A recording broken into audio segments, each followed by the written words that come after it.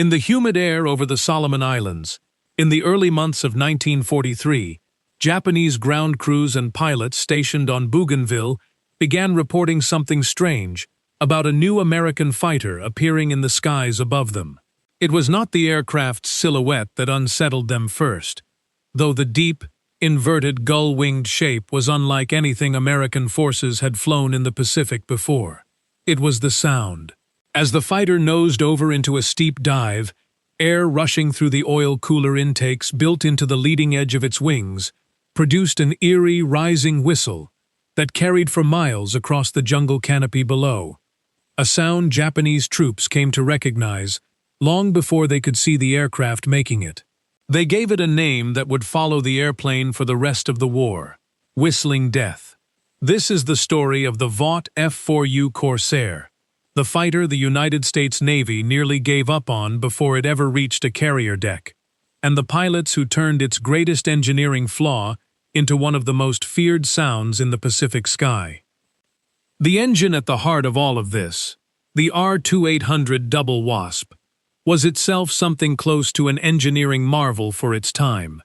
And understanding why Vought built such an unusual airframe around it requires appreciating just how much raw power that engine represented compared to anything else available to American fighter designers in the years immediately before the war. Roughly 2,000 horsepower, in an era when most fighters on both sides of the Pacific War were still built around engines producing a fraction of that output,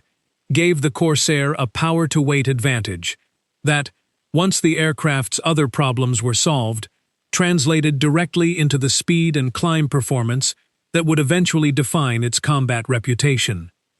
The Corsair was, on paper, supposed to be the most advanced carrier fighter the United States Navy had ever produced. Designed by Vought around the largest and most powerful aircraft engine available in 1941, the 18-cylinder Pratt & Whitney R2800, the aircraft needed an enormous propeller to convert that engine's power into thrust efficiently, a propeller with a diameter larger than almost any single-engine fighter had used before. That created an immediate engineering problem. A propeller that large needed enough ground clearance to avoid striking the runway or carrier deck, which normally would have meant lengthening the landing gear to dangerous, unstable heights. Vought's engineers solved the clearance problem with an elegant and unusual answer: an inverted gull wing, bent downward near the fuselage and then back up toward the wingtips, which let them attach shorter, sturdier landing gear at the lowest point of the bend, while still providing the propeller the clearance it needed. The design worked exactly as intended for that specific problem. It created several new ones nobody had fully anticipated until Navy test pilots began trying to land the aircraft on an actual carrier deck. The Corsair's early carrier trials, conducted through most of 1942,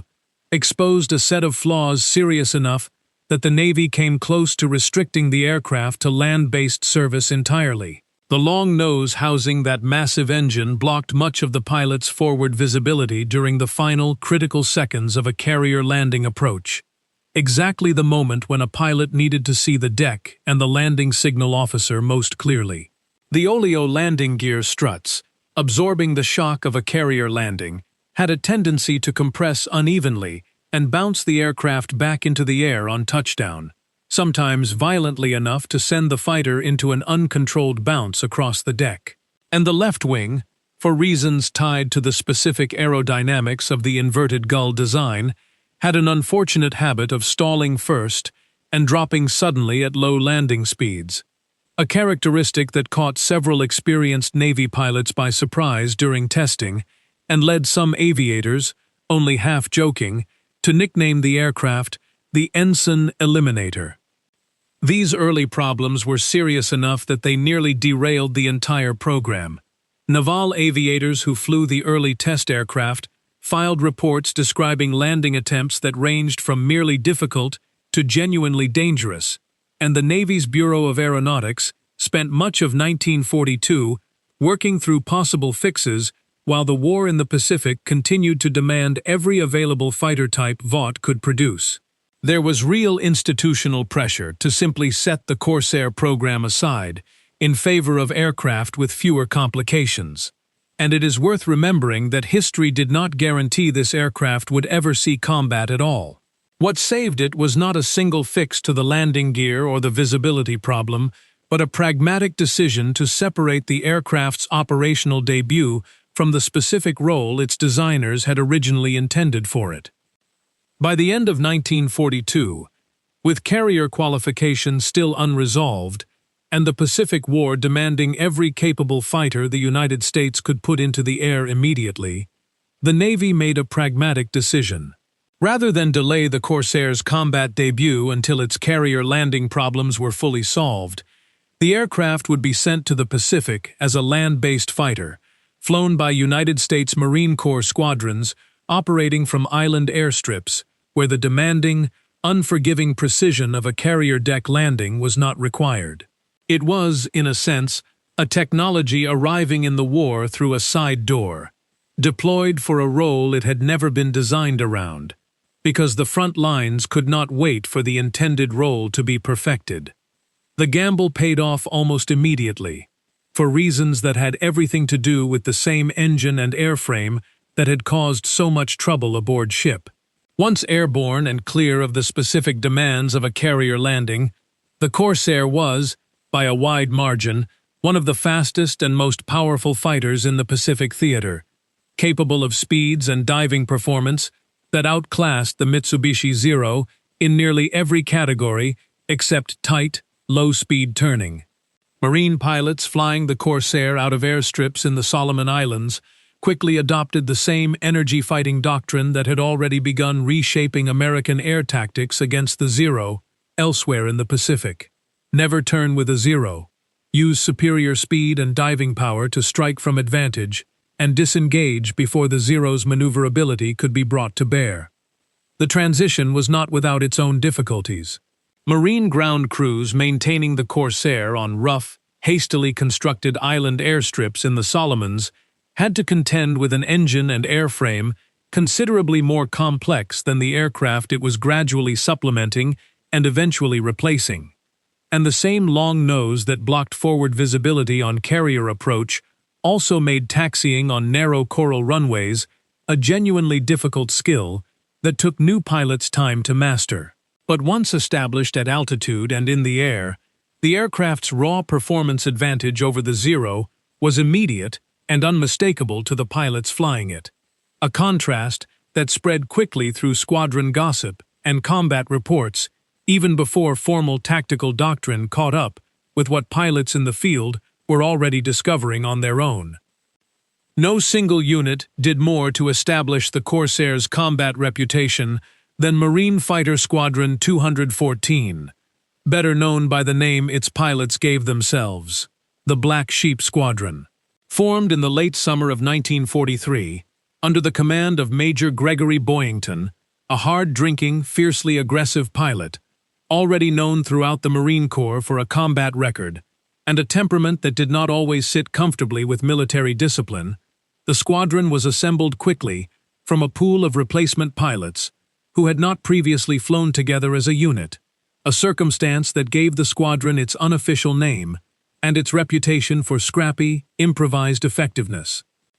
Boyington, who had already flown combat missions in China before the Pacific War as a member of the Flying Tigers, brought both real tactical experience and a showman's instinct for combat leadership to the squadron. Flying the Corsair over Bougainville and the surrounding islands, the Black Sheep Squadron ran up one of the most celebrated combat records of any Marine fighter unit in the Pacific War, in a remarkably short operational tour, engaging Japanese fighters in the skies, over Rabaul, one of Japan's most heavily defended air bases in the entire theater, in engagements that frequently pitted a handful of Corsairs against much larger formations of defending Zeros. Boyington's own combat record made him, for a period, the most publicized American fighter pilot in the Pacific, a reputation built on both his genuine skill in the cockpit and his willingness, unusual among more reserved Navy and Marine aviators of the period, to actively court press attention and use radio taunts to bait Japanese fighters into combat over Rabaul.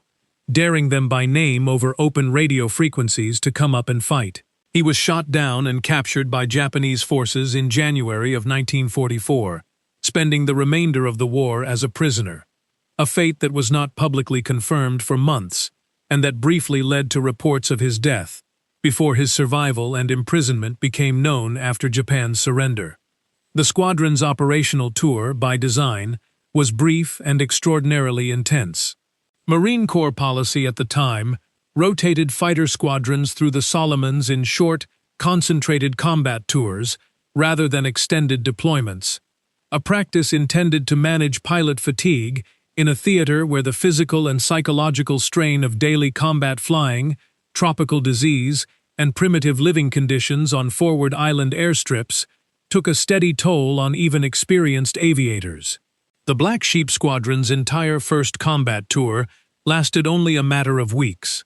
a compressed window in which Boyington and his pilots flew an unusually high tempo of missions against Rabaul, specifically because Marine and Navy planners had identified the base as one of the most important remaining Japanese air power concentrations in the theater, a target worth the risk of sustained, aggressive fighter sweeps. Japanese pilots who flew against the Corsair over the Solomons and Rabaul developed a grudging, specific respect for the aircraft that shows up repeatedly in post-war accounts and interviews. Unlike the Zero's early dominance over the Wildcat, which had rested heavily on superior maneuverability against an outclassed opponent, the fight against the Corsair reversed that dynamic entirely. Japanese aviators now found themselves facing an American fighter that could outdive, outclimb, and often outrun a Zero, forcing Japanese pilots into the same defensive posture American pilots had been forced into during the war's opening year, unable to force a favorable turning engagement against an opponent who simply refused to stay and fight on those terms. There is some debate among aviation historians about exactly how central the sound itself was to Japanese wartime perception of the aircraft, as opposed to a nickname that emerged partly from post-war storytelling and partly from genuine wartime experience. But the underlying engineering explanation for the sound is well documented and uncontroversial. The oil cooler intakes built into the leading edge of the Corsair's distinctive wing shape were positioned in a way that, at the high airspeeds reached during a diving attack, created audible turbulence as air was forced through the ducting, a byproduct of the same aerodynamic compromises that had caused so much trouble during the aircraft's early carrier trials. In this sense, the sound that gave the aircraft its most feared nickname came from precisely the same design elements, the oversized engine and the unusual wing geometry built to accommodate it, that had nearly kept the aircraft out of frontline service altogether. The whistling sound itself, produced by airflow through the wing root oil cooler intakes during a dive, became something close to a psychological weapon in its own right, according to accounts collected from Japanese personnel stationed in the Solomon Islands during this period. Ground troops and airfield personnel reported being able to identify an incoming Corsair attack by sound alone, often before the aircraft itself was visible against the sky, and the distinctive rising whistle during an attack dive became associated, in the accounts of Japanese soldiers who experienced it, with the anticipation of an assault they could hear coming but not yet see or effectively counter. Whether the nickname Whistling Death originated primarily from Japanese ground personnel or from Japanese pilots reporting the sound during aerial engagements remains debated among historians. But the name itself appears consistently enough across post-war accounts on both sides to confirm it was a genuine wartime nickname rather than a post-war embellishment. There is a broader point in how the Corsair's reputation developed that goes beyond any single squadron's combat record. Where the Zero's early dominance had rested on Japan's advantage in trained pilots flying a lightweight, highly maneuverable airframe, the Corsair represented the opposite philosophy, taken about as far as American engineering could push it in 1943. An enormous engine, real weight and speed and firepower substituted for agility, flown by pilots who had, by this stage of the war, absorbed the same hard lessons about never dogfighting a zero in a turn that had already reshaped Hellcat and Wildcat tactics elsewhere in the theater.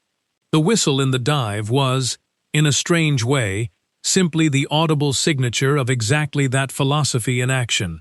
the sound of an aircraft using raw speed rather than maneuverability to close the distance on its target.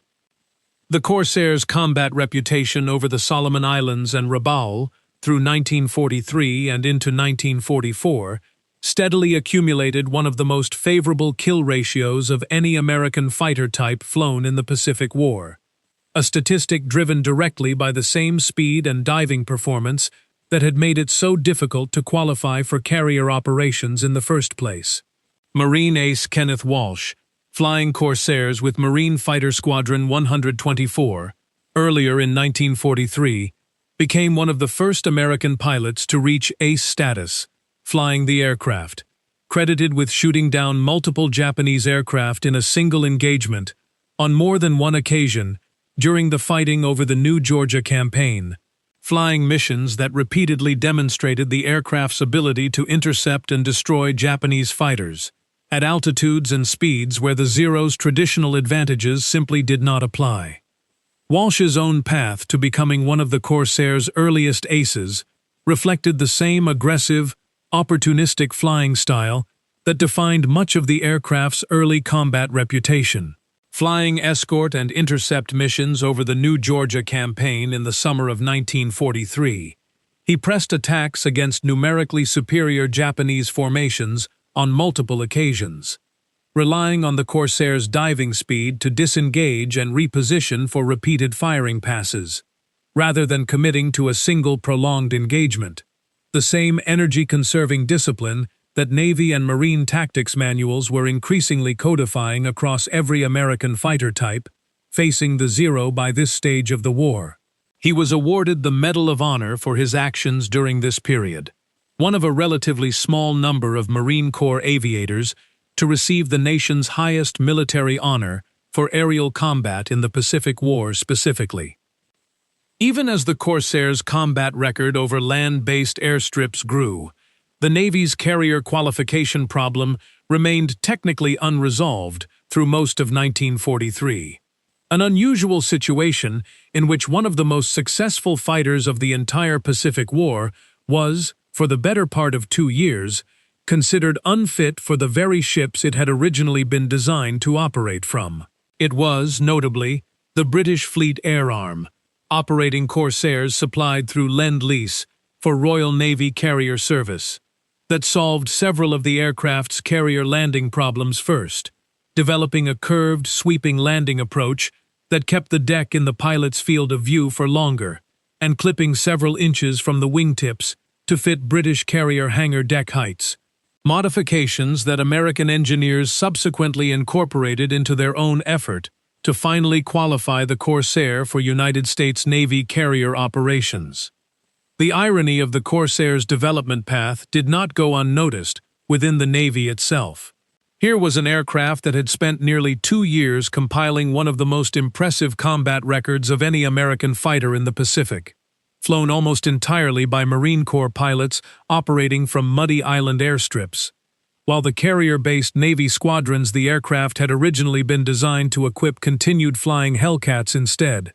an aircraft developed later than the Corsair but qualified for carrier operations far sooner. It took the operational proof of concept from land-based combat, combined with the practical fixes borrowed from British carrier trials, to finally close that gap and bring the Corsair back to the role its own designers had envisioned for it from the very beginning. By late 1944, with the landing gear oleo struts redesigned to reduce bouncing and cockpit visibility, improved through a raised seat and modified canopy, the Corsair finally began operating from American carrier decks in significant numbers, joining the war's final year of fighting over the Philippines and Okinawa, in the very role it had originally been designed for. By that point, its combat reputation in the Pacific had already been thoroughly established through nearly 2 years of land-based Marine Corps service. a reputation built specifically on the technical compromise, the oversized engine, and unusual wing shape that had made it unsuitable for early carrier operations in the first place. Gregory Boyington survived his imprisonment and was released after Japan's surrender in 1945, returning home to a hero's welcome and the Medal of Honor for his combat record with the Black Sheep Squadron, an award made all the more remarkable by how briefly the unit had actually existed as a formal fighting force before his capture. The Corsair itself remained in frontline American military service for years after the Second World War ended, flying combat missions in the Korean War nearly a decade later, one of the longest continuous frontline service records of any piston-engine fighter design to come out of the entire war, a legacy built on an engineering compromise that nearly kept it off the front lines entirely, before its speed and firepower turned a design flaw into one of the most recognizable and feared sounds of the Pacific War. There is a final detail about Boyington's capture that adds an unusual coda to the Black Sheep Squadron's brief but celebrated history. When he was shot down over Rabaul in January of 1944, American forces had no confirmation of his fate for months, and with his combat record already having made him a prominent figure in wartime press coverage back home, his disappearance was treated with a level of public attention unusual for a single missing pilot. He survived as a prisoner of war under conditions that, by his own later account, were brutal, and it was only after Japan's surrender in August of 1945 that his survival became known, and he was repatriated, receiving the Medal of Honor in a ceremony that had to account for an award recommendation originally written under the assumption that he was already dead. His post-war memoir, written years later, became one of the more widely read first-hand accounts of Marine Corps fighter operations in the Pacific, cementing both his own legend and, by extension, the reputation of the aircraft and squadron he had commanded so briefly and so aggressively. The broader legacy of the Corsair's Pacific service outlived the specific circumstances of any one squadron or pilot. Marine and Navy aviators who flew it through the war's final campaigns in the Philippines and at Okinawa inherited a machine whose reputation had already been earned in the skies over Bougainville and Rabaul years earlier, an unusual case of an aircraft's legend preceding its formal entry into the exact role its designers had built it for. If you want to understand how an aircraft nearly rejected by the very service that commissioned it went on to earn a nickname whispered with dread across Japanese-held islands in the Solomons, this is the story worth knowing in full. Subscribe to Pacific War Tales for more long-form World War II history from the Pacific Theater, told with the names, the dates, and the details intact.